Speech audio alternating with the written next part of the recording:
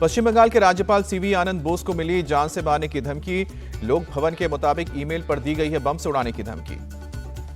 राज्यपाल सीवी आनंद बोस की बढ़ाई गई है सुरक्षा। गृह मंत्री अमित शाह को दी गई है जानकारी। आधी रात को हुई राज्यपाल के सुरक्षा प्रभारियों की बैठक। बीजेपी आईटी सेल के प्रमुख अमित मालवीय ने एक्स पर पोस्ट करके सीएम ममता पर निशाना साधा। लिखा, ममता बनर्जी के राज में गवर्नर भी सुरक्षित नहीं। कोलकाता में ईडी की रेड और सीएम ममता बनर्जी के दखल के मामले पर आज कलकत्ता हाईकोर्ट में सुनवाई। ईडी ने सीएम ममता पर आईपैक के निवास में घुसने और सबूत ले जाने का आरोप लगाया है। टीएमसी ने भी ईडी की कार्रवाई के खिलाफ कलकत्ता हाईकोर्ट में दाखिल की याचिका। चुनावी रणनीति और गोपनीय दस्तावेज चोरी करने का आरोप लगाया। ईडी की रेड के खिलाफ 2 एफआईआर दर्ज की गई हैं। पहली एफआईआर में पुलिस ने ईडी अधिकारियों पर पुलिस के साथ बदसलूकी और स्थानीय थाने की जानकारी के बिना रेड करने का आरोप लगाया। आईपैक निदेशक प्रतीक जैन के परिवार ने दूसरी एफआईआर दर्ज करवाई है। ईडी अधिकारियों पर जरूरी दस्तावेज चुराने का आरोप लगाया। ईडी के खिलाफ सीएम ममता बनर्जी ने खोला मोर्चा। आज दोपहर 2 बजे कोलकाता में करेंगी प्रोटेस्ट मार्च। ईडी की रेड के खिलाफ कल ममता बनर्जी कोलकाता में प्रोटेस्ट मार्च करेंगी। ममता ने कहा, एजेंसी लगाकर बीजेपी लूट रही हमारा डेटा। बीजेपी का पलटवार, सबूतों को चुराना शर्मनाक। सीएम ममता बनर्जी खुद करेंगी प्रोटेस्ट मार्च को लीड। यादवपुर से गरियाहाट होते हुए 4 किलोमीटर दूर हाजरा मोड़ तक विरोध प्रदर्शन होगा। आईपैक के डायरेक्टर के दफ्तर पर ईडी की रेड पर भड़की सीएम ममता बनर्जी। कहा कि अमित शाह के इशारे पर ईडी ने तृणमूल के सारे दस्तावेज ले गई। सीएम ममता बनर्जी का बड़ा आरोप कहा कि टीएमसी के आईटी सेल के दफ्तर पर भी रेड पड़ी है। ईडी हमारी पार्टी से जुड़े सभी दस्तावेज लेकर गई है।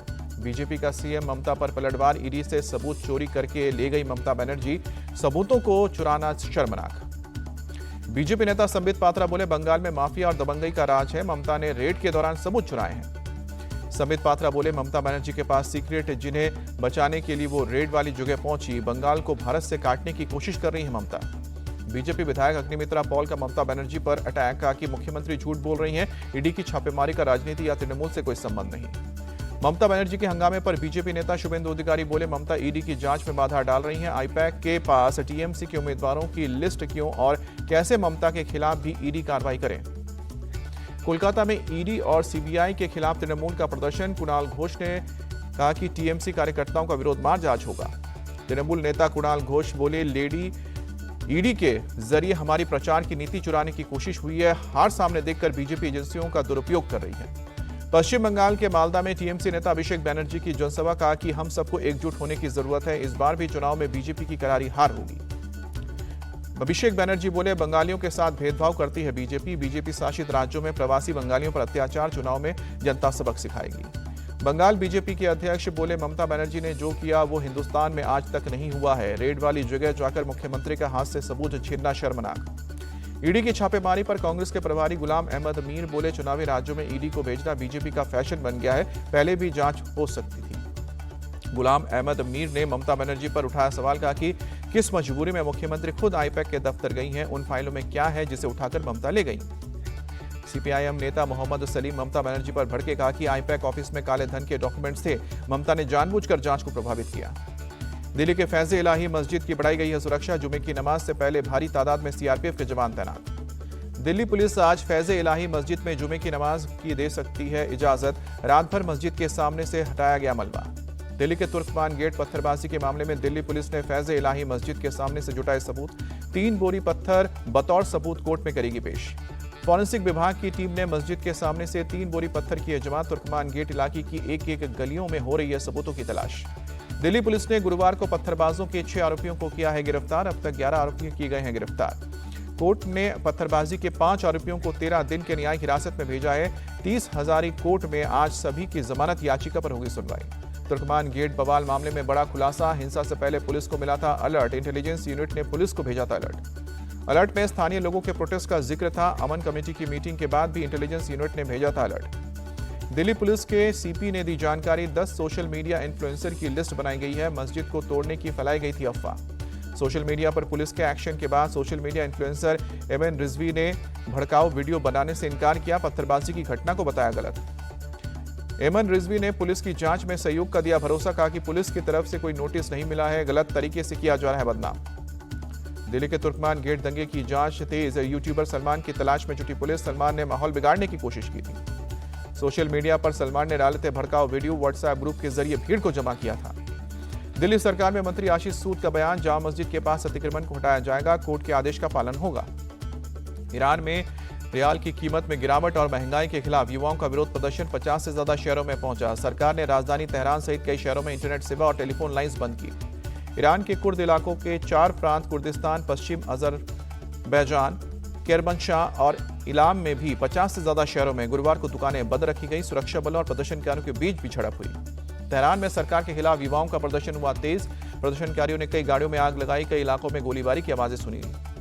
ईरान के निर्वासित क्राउन प्रिंस रजा पहलवी ने युवाओं से विरोध प्रदर्शन को तेज करने की अपील की है। कहा कि प्रदर्शन को अनुशासित रखना और बड़े पैमाने पर आयोजित करना जरूरी। क्राउन प्रिंस रजा पहलवी ने जनता के नाम वीडियो संदेश जारी किया है। कहा कि आप चाहे सड़क पर हो या अपने घर में शुक्रवार की रात ठीक 8 बजे नारे लगाना शुरू करें। मुंबई के ट्रॉम्बे में एआईएमआईएम नेता अकबरुद्दीन ओवैसी का बीजेपी पर हमला। कहा कि बीजेपी सिर्फ नफरत पैदा करती है, असल मुद्दों से भटकाने के लिए कभी सीएए और कभी एसआईआर लाती है। एसआईआर को सीएम ममता का बीजेपी पर अटैक। बोली की साजिश के तहत एसआईआर में लोगों के नाम काटे गए हैं, लिस्ट में नए वोटर्स का नाम नहीं जोड़ने दिया जा रहा है। सीएम ममता बनर्जी बोली, पैसे और ताकत का गलत इस्तेमाल कर रही है बीजेपी। ये लोग पैसों के दम पर चुनाव जीतने की कोशिश में है। बंगाल जीतना है तो चुनाव लड़कर जीते। कांग्रेस के सांसद इमरान मसूद बोले, सनातनी होने का दावा करती है बीजेपी, बांग्लादेश में हिंदुओं पर हो रहे अत्याचार पर चुप्पी क्यों। पंजाब के लुधियाना में अरविंद केजरीवाल का बयान, आम आदमी पार्टी को देती है टिकट, जनता की पसंद और काम के आधार पर होता है चयन। बिहार के मुंगेर में डिप्टी सीएम सम्राट चौधरी को अपशब्द बोलने वाला शरद यादव गिरफ्तार। डिप्टी सीएम पर आपत्तिजनक बात का वीडियो किया था वायरल। शरद यादव ने पकड़े जाने के बाद काफी देर बाद माफी मांगता भी नजर आया।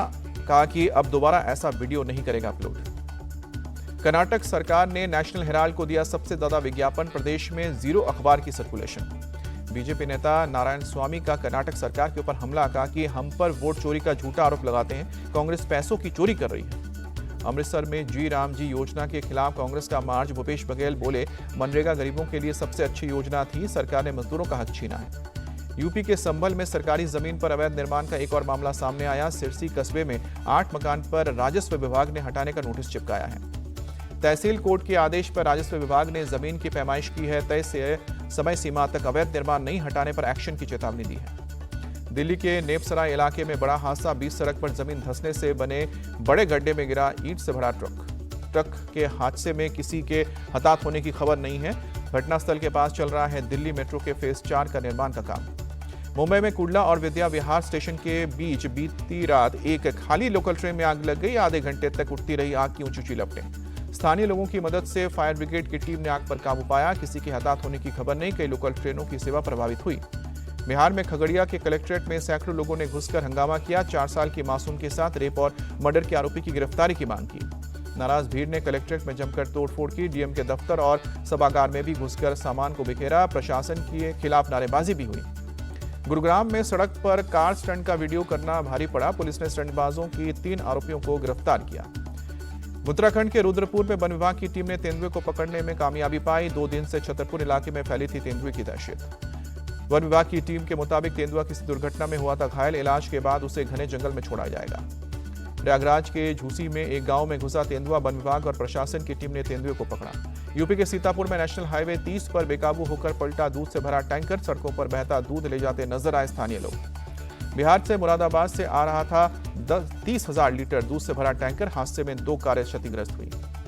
यूपी के बुलंदशहर में हाजी सूफियान मर्डर के मामले में पुलिस को मिली बड़ी सफलता। पुलिस ने 3 लोगों को गिरफ्तार किया। पुलिस ने पिस्टल भी बरामद की। यूपी के गाजियाबाद में थूक कर रोटी बनाने का वीडियो आया सामने। पुलिस ने आरोपी वर्कर को हिरासत में लिया। आरोपी के खिलाफ कार्रवाई।